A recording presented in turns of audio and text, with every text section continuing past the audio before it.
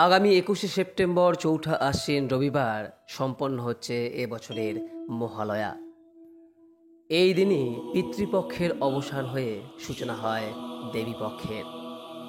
এই দিন থেকেই মা দুর্গা জাগ্রত হন। ফলে মহালয়ার এই দিনটি একটি অত্যন্ত গুরুত্বপূর্ণ দিন হিসেবে শাস্ত্রে গণ্য করা হয়েছে। এর পাশাপাশি এই দিনই সম্পন্ন হচ্ছে বছরের দ্বিতীয় সূর্যগ্রহণ। মহালয়ার অমাবস্যা তিথিতে যদি সূর্যগ্রহণ সংঘটিত হয় তাহলে এক মহাযোগের সৃষ্টি হয়।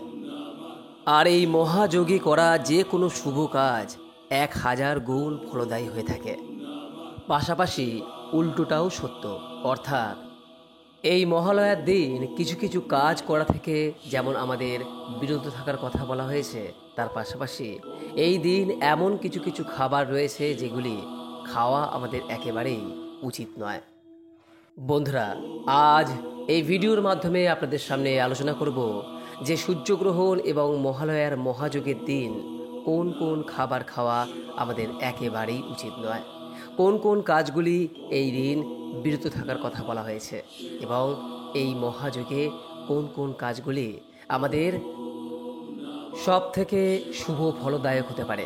আশা করি দর্শক বন্ধুরা এই ভিডিওর মাধ্যমে রবিবারের মহালয়া সম্পর্কে যাবতীয় বিষয় সম্পর্কে জানতে সক্ষম হবেন। তাই ভিডিওটি সম্পূর্ণ মনোযোগ সহকারে দেখুন। দেখার পর যদি কোনোরূপ কোনো প্রশ্ন বা মতামত থাকে নিচের কমেন্ট বক্সে অবশ্যই জানাবেন। নমস্কার দর্শক বন্ধুরা, অমৃত কথা এই চ্যানেলে জানায় আপনাদের সুস্বাগতম।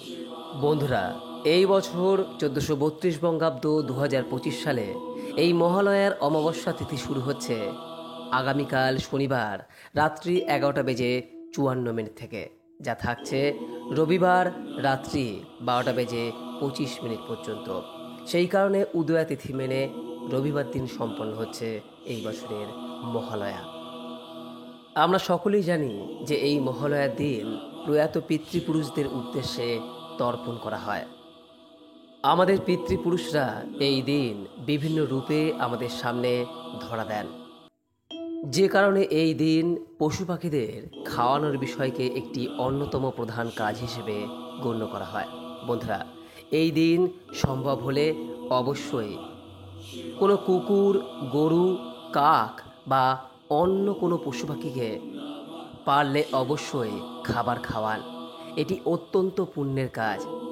এতে পূর্বপুরুষরা আপনার প্রতি অত্যন্ত প্রসন্ন হবেন। বিশেষ করে যদি এই দিন আপনি কোনো কাককে খাবার খাওয়াতে পারেন তাহলে এই বিষয়টি পিতৃপুরুষদের উদ্দেশ্যে খাবার দেওয়ার সমতুল্য বলে গণ্য করা হয়। তাই এই দিন সামান্য হলেও পশু পাখিদের উদ্দেশ্যে খাবার খাওয়ান।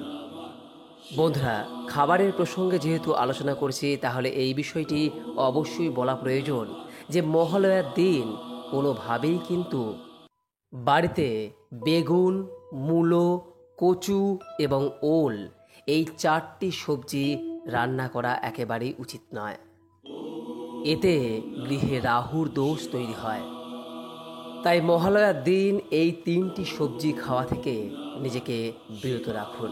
এর পাশাপাশি এই বিষয়টি আমরা সকলেই জানি যে মহালয়ার এই পবিত্র দিনে কখনোই আমিষ জাতীয় খাবার যেমন মাছ, মাংস, ডিম, পেঁয়াজ, রসুন এগুলি খাওয়া একেবারেই উচিত নয়।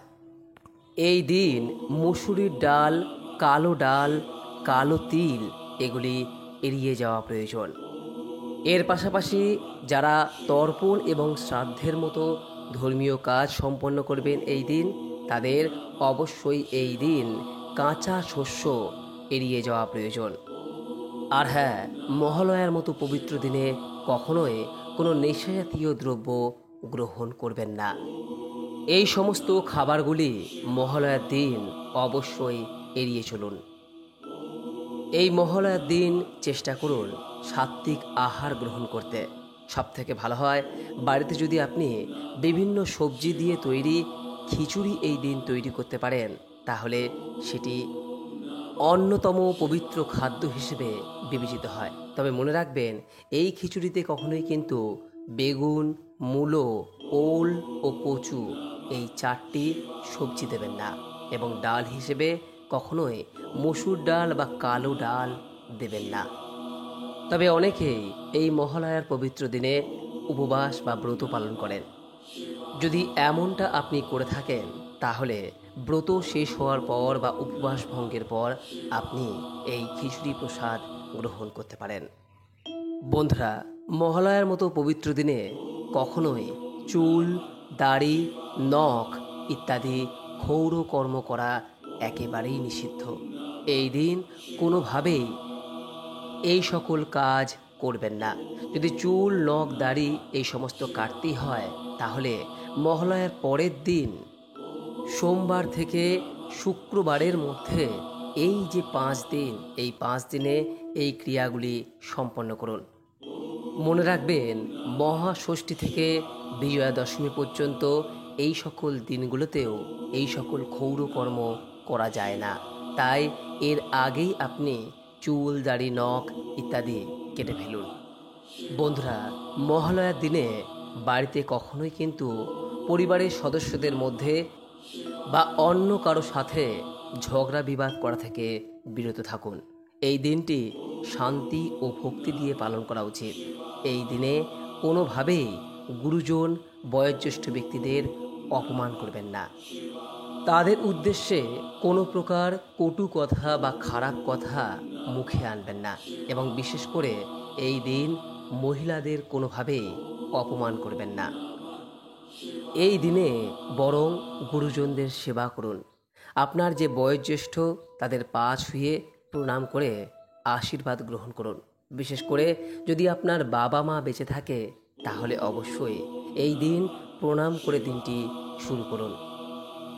আর যদি বাবা মা জীবিত না থাকেন, তাহলে তাদের উদ্দেশ্যে অবশ্যই তর্পণ করুন।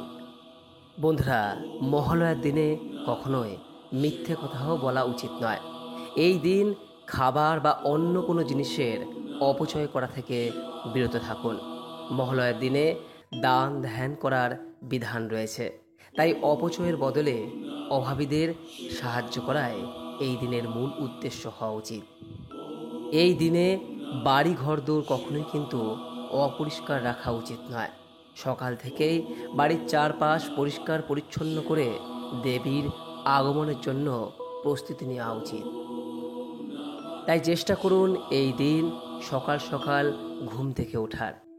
আর ঘুম থেকে ওঠার পর অবশ্যই চণ্ডীপাঠ, মহিষাসুরমর্দিনী অথবা দুর্গা স্তুতি, দুর্গা চালিসা শ্রবণ করুন। মাকে স্মরণ করে দিনটি শুরু করুন। দেখবেন আপনার দুর্গাপূজা খুব সুন্দর কাটবে। বন্ধুরা, এই দিন সকাল সকাল ঘুম থেকে ওঠার পর স্নান পর্ব সেরে নিন। আর মায়ের উদ্দেশ্যে এই মন্ত্রটি একবার হলেও মুখে উচ্চারণ করুন। আমরা মন্ত্রটি সকলেই জানি। মন্ত্রটি হলো ওম সর্বমঙ্গলা মঙ্গলে শিবে সর্বার্থ সাধিকে শরণ্যে ত্রম্বকে গৌরী নারায়ণী নমস্তুতে। ওম দুর্গায় নমঃ, ওম দুর্গায় নমঃ, ওম দুর্গায় নমঃ। মন্ত্রটি 3 বার এই দিন পারলে উচ্চারণ করুন। বন্ধুরা, আমরা সকলেই জানি যে মহালয়ার দিনে বিশেষ বিশেষ মাঙ্গলিক কাজ করার কথা বলা হয়, যার মধ্যে রয়েছে অপরাজিতা ফুলের ব্যবহার। এই দিন আবার সূর্যগ্রহণ হয়। এই দিন একটি অত্যন্ত উপযুক্ত দিন অপরাজিতা মূল ধারণের ক্ষেত্রে। যদি আপনি এই দিন অপরাজিতা ফুল অথবা মূলের ব্যবহার করতে চান, সে প্রসঙ্গে ইতিপূর্বে একটি ভিডিওর মাধ্যমে আপনাদের সামনে ব্যক্ত করা রয়েছে, যার লিঙ্ক এই ভিডিওর উপরে দেওয়া রয়েছে। প্রয়োজন বোধ হলে দেখে নেবেন। এই দিন তুলসী পাতার একটি বিশেষ ক্রিয়া সম্পন্ন করার কথা বলা হয়, যা এর আগের ভিডিওতে আপনাদের সামনে বিস্তারিত আলোচনা করেছি। এর পাশাপাশি এই দিনে বাড়ির সদর দরজার সামনে এবং উত্তর পূর্ব কোণে প্রদীপ জ্বালানোর কথাও বলা হয়। কিভাবে এই প্রদীপ জ্বালাতে হয় সে প্রসঙ্গে একটি স্বতন্ত্র ভিডিও এই চ্যানেলে দেওয়া রয়েছে। প্রয়োজন বোধ হলে দেখে নেবেন। এই দিন আবার অনেক বাড়িতে মঙ্গল ঘট প্রতিষ্ঠা করা হয়। কিভাবে এই মঙ্গল ঘট প্রতিষ্ঠা করা হয় সে সম্পর্কেও ভিডিও দেওয়া রয়েছে। বন্ধুরা, এই মহালয়ার দিনটি একটি অত্যন্ত পবিত্র দিন এবং জাগ্রত দিন। এই দিনে করা আপনার যে কোনো প্রকার কাজ হাজার গুণ ফলদায়ী হয়ে থাকে।